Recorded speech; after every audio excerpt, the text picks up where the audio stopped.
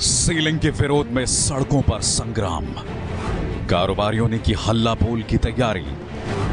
7 लाख दुकानदारों का दिल्ली बंद, रोजी रोटी पर राहत की मांग, दुकानों पर तालों से बढ़ी सियासी टेंशन। सीएम केजरीवाल ने बुलाई सर्वदलीय बैठक, क्या विरोध से निकलेगा सीलिंग का समाधान?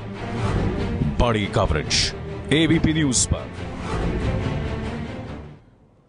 नमस्कार, मैं अभिसार शर्मा। आज हम ये चर्चा तो करेंगे ही कि दिल्ली का कूड़ा कौन कर रहा है, मगर सवाल ये कि क्या दिल्ली को इस गर्त से निकालने के लिए यहां के राजनीतिक दल तैयार हैं? क्या अपनी राजनीति से ऊपर उठने को तैयार हैं? 7 लाख एक कम आंकड़ा नहीं होता और 7 लाख व्यापारियों से उनके परिवार भी जुड़े हुए हैं।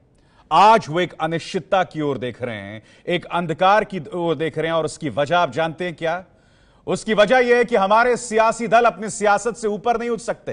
हर मौके को वो सियासी पॉइंट स्कोर करने के लिए इस्तेमाल करते हैं, और यही वजह है कि दिल्ली के 7 लाख व्यापारियों के संगठन ने बंद बुलाया है, जिसके चलते दिल्ली के कई प्रमुख बाजार आज बंद हैं। दूसरी तरफ अब से ठीक 1 घंटे बाद दिल्ली के मुख्यमंत्री अरविंद केजरीवाल के घर एक सर्वदलीय बैठक बुलाई गई है। सवाल यह कि क्या तमाम राजनीतिक दल इस बैठक में पहुंचेंगे और अपने सियासी मतभेद को दूर करेंगे और हमारे व्यापारियों को राहत देंगे सीलिंग के मुद्दे पर? यह तमाम सियासत जारी है। हम आपको बता दें, अरविंद केजरीवाल ने दिल्ली बीजेपी के अध्यक्ष मनोज तिवारी और प्रदेश कांग्रेस अध्यक्ष अजय माकन को चिट्ठी लिखकर कहा है कि हमें राजनीति से ऊपर उठकर सीलिंग की समस्या का समाधान करना चाहिए। मगर सवाल यह कि क्या खुद अरविंद केजरीवाल सियासत से ऊपर उठे हैं? और सीलिंग के सवाल पर केजरीवाल के घर जनवरी में भी बैठक हुई थी, लेकिन आप जानते हैं कि हल्ला हंगामा और क्या हुआ था उस बैठक में। आज की बैठक में भी विवाद हो गया है, क्योंकि दिल्ली के डिप्टी सीएम मनीष सिसोदिया ने ट्वीट कर, और ट्वीट क्या किया ये देखिए। दिल्ली में सीलिंग से दुखी लाखों व्यापारियों की रोजी रोटी बंद हो रही है।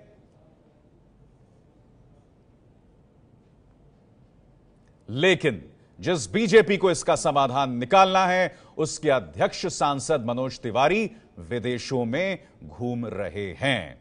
अब सवाल यह कि जब अरविंद केजरीवाल यह कहते हैं कि सियासत से ऊपर उठना है, तो क्या यह ट्वीट रंग में भंग नहीं डाल रहा है? व्यापारियों की कमर तोड़कर विदेशों की सैर कर रहे हैं अध्यक्ष, ये कह रहे हैं।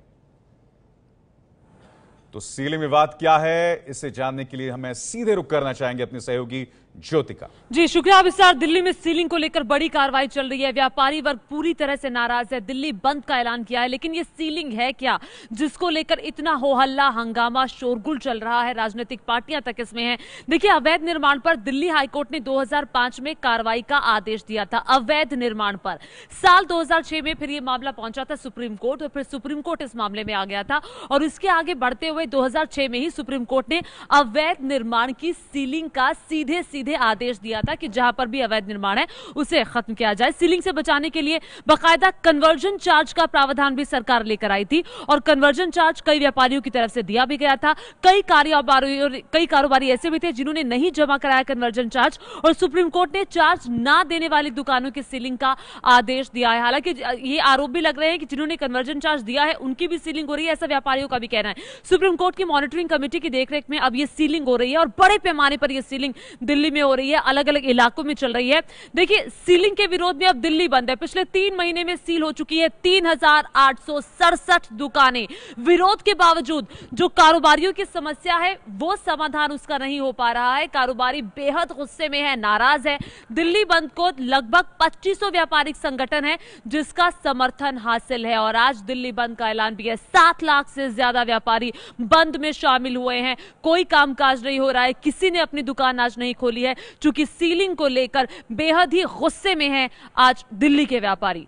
अभिसा, और मैं आपको बता दूं, इस बहस में मेरे साथ कई खास मेहमान भी जुड़े हैं, मगर एबीपी न्यूज आपके सामने कुछ सवाल रख रहा है, क्योंकि जैसे कि मैंने कार्यक्रम की शुरुआत में आपको बताया, मामला 7 लाख व्यापारी का लेकर है। हमारे साथ कई खास मेहमान जुड़ रहे हैं। बीजेपी की तरफ से आशीष सूद और यहां स्टूडियो में मेरे साथ कांग्रेस की तरफ से नरेंद्र नाथ जी हैं और साथ ही वरिष्ठ पत्रकार और विश्लेषक अभय दुबे। आप सबका स्वागत। आशीष सूद, और हमें इंतजार रहेगा कि हमारे साथ आम आदमी पार्टी से अलका लांबा कब जुड़ती हैं। सबसे पहले आशीष सूद, मैं आपसे जानना चाहूंगा, 12 बजे जो अरविंद केजरीवाल ने बैठक बुलाई है, जिसमें अगर मैं गलत नहीं हूं तो कांग्रेस भी शरीक हो रही है, क्या बीजेपी भी उस बैठक में जाएगी? आशीष जी।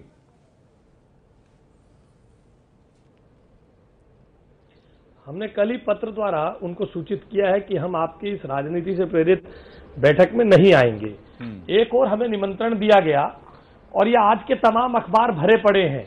कल ही आम आदमी पार्टी पत्रकार वार्ता करती है और सब अखबारों को ये कहती है कि दिल्ली में सीलिंग की समस्या का हल तो केवल केंद्र सरकार निकाल सकती है। तो अगर केंद्र सरकार ही निकाल सकती है तो सर्वदलीय बैठक इनके पास करने का क्या कारण है? इनका काम तो केवल तनख्वाहें लेना है, मोटी मोटी तनख्वाह एमएलए लेंगे। इनका दिल्ली के प्रति जब ये मानते हैं इनकी कोई भूमिका ही नहीं है, इनका कोई रोल ही नहीं है। इनके सदस्य डीडीए की बैठक में बैठेंगे, वाहवाह लूटेंगे कि मास्टर प्लान में अमेंडमेंट हुआ, जो हम चाहते थे वो हुआ। बाद में राजनीति करेंगे, ठीक है, मैं ये सवाल अलका लांबा से जरूर करूंगा जब वो जुड़ेंगी, मगर नरेंद्र जी बहुत संक्षिप्त में बताएं। सवाल ये कि क्या आप आशीष जी के रवैये से इत्तेफाक रखते हैं? देखिए, जो आशीष जी कह रहे हैं मैं इससे सहमत नहीं हूं। ये दोनों पार्टियां, चाहे वो बीजेपी है, सेंटर में है, नगर निगम में है, चाहे वो आम आदमी पार्टी है, ये दोनों पार्टियां सीलिंग रोकना नहीं चाहती। इनको तरीका पता नहीं सीलिंग कैसे रुकेगी। ना ये मॉनिटरिंग कमेटी से बात कर रहे हैं, ना सुप्रीम कोर्ट में एफिडेविट टाइम से इन्होंने फाइल अप किया है। तो ये सारी चीजें मैं समझता हूँ उनकी नियत दोनों की खोटी है। नियत इनकी साफ नहीं है। ये दिल्ली के दुकानदारों को बर्बाद करना चाहते हैं। आज इन्हीं की वजह से 7 लाख दुकानदार आज हड़ताल कर रहे हैं। दिल्ली बंद कर दी है। ये बीजेपी को और आम आदमी पार्टी को, मैं दोनों को इसके लिए कसूरवार मानता हूं और इन दोनों की वजह से ये सीलिंग दिल्ली में हो रही है। चलिए, तमाम खास मेहमान मेरे साथ जुड़े हैं। हमें इंतजार है आम आदमी पार्टी के प्रवक्ता के नुमाइंदे के भी। अलका जी हमारे साथ बस कुछ ही देर में जुड़ेंगे। अभी ये कह रहे थे कि हम जिम्मेदार हैं। 2004 से 2014 तक नगर निगम से लेकर लोकसभा तक राज्य में सब ये थे। हमने तो सीलिंग रोकी है 2006 में, मुद्दा वो 2006 में कांग्रेस की सरकार ने रोकी। आपने बात कह दी दोनों ने। यानी कि आशीष सूद कह रहे हैं कि इस पूरे कार्यकाल में कांग्रेस थी, कांग्रेस का कहना था कि हमने 2006 में इसे रोका। तो यह मुद्दा जो है कितना पेचीदा हो चला है, राजनीतिक छींटाकशी लगातार जारी है और हम उस व्यापारी को भूल गए हैं जो सड़क पर है, जो तकलीफ में है, और न सिर्फ वो व्यापारी, उसका परिवार भी। और यही वजह है कि आज हमारी आवाज उस व्यापारी के साथ है। जब तक ये राजनीतिक तू मैं जारी रहेगी, कोई समाधान नहीं निकलने वाला व्यापारियों की समस्या का। अभय दुबे, संक्षिप्त में मैं आपसे जानना चाहूंगा, सवाल ये कि इस पूरे मामले में सबसे बड़ी जिम्मेदारी आखिर है किसकी? देखिए, केंद्रीय मंत्री हरदीप पुरी ने इस बात को सार्वजनिक रूप से मान लिया है और जिस वक्त वो मान रहे थे उनके बगल में लेफ्टिनेंट गवर्नर बैठे हुए थे। उन्होंने साफ तौर पर मान लिया है कि डीडीए को मास्टर प्लान में परिवर्तन करने का केंद्र सरकार की सहमति से स्टैट्यूटरी राइट है, संवैधानिक अधिकार है, और वो मास्टर प्लान में परिवर्तन कर रही है। लेकिन वो परिवर्तन कब होगा? दिल्ली सरकार का कोई रोल नहीं है। उन्होंने तो एक दिल्ली सरकार का बिल्कुल नाम नहीं लिया, उन्होंने केवल केंद्र सरकार का और डीडीए का नाम लिया। मैं खुद सुन के आ रहा हूं। तो आप ही देखिए वो परिवर्तन क्यों नहीं कर रहे, अगर उनको पता है ये बात। हरदीप पुरी तो लंबे अरसे से शिकायत किया है। हरदीप पुरी तो लंबे अरसे से केंद्र सरकार की तरफ से इंचार्ज हैं। आशीष, जल्दी जवाब दीजिए। इस बात का समस्या ये है कि सुप्रीम कोर्ट जब ले जाएंगे परिवर्तन करने के लिए, मैं त्वरित जवाब ले लेता हूं आशीष। सुप्रीम कोर्ट उसको मान ले। अभय जी की जानकारी अधूरी है। अभय जी की जानकारी अधूरी है।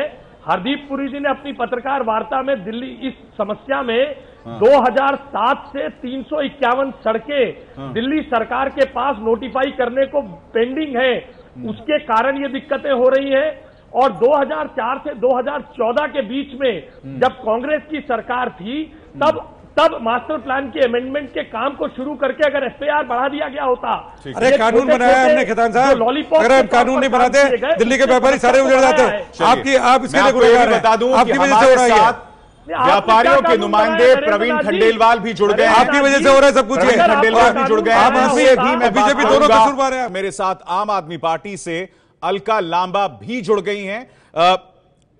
अलका जी, सवाल यहां पर यह कि अगर आप चाहते हैं कि एक गंभीर चर्चा हो तो मनीष सिसोदिया ऐसा ट्वीट क्यों करते हैं जिसमें आप तंज कस रहे हैं मनोज तिवारी पर? ऐसे में तो आपकी गंभीरता पर सवाल उठता है ना अलका जी। ऑलरेडी वहां पर अभी सर ये तंज नहीं है, ये हकीकत है कि जब दिल्ली का व्यापारी रोटी के लिए मोहताज होने पर आ गया है, उस समय दिल्ली के मुख्यमंत्री पूरी जिम्मेदारी के साथ व्यापारियों में जाते हैं, सर्वदलीय बैठक बुलाते हैं और पता लगता है भाजपा कार्यालय से कि मनोज तिवारी जी तो ऐसे समय में जब उनकी सरकार केंद्र में है, उनकी सरकार नगर निगम में है, उन्हें व्यापारियों के इस दर्द में शामिल होकर खड़े होकर प्रयास करने चाहिए थे, वो विदेशी भ्रमण पे है। ये तंज नहीं है, ये हकीकत है। फिर भी उम्मीद की जाती है कि मगर अलका जी कम से कम वक्त की नजाकत को समझिए।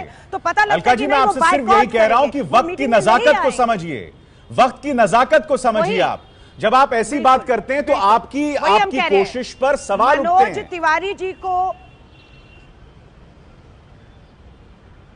मनोज तिवारी जी को वक्त की नजाकत समझनी चाहिए, यही तो कह रहे हैं हम लोग। और आप अपने प्रतिनिधियों को भी जिम्मेदारी से बच रहे हैं अलका जी। मुख्यमंत्री आशीष सूद, ठीक है, कांग्रेस की मैं तारीफ करती हूं, कांग्रेस के अजय माकन ने कम से कम के कहा है वो आएंगे। ठीक है आशीष सूद, मुझे एक बात बताइए, नरेंद्र नाथ जी की पार्टी जा रही है तो आप क्यों नहीं जा रहे हैं?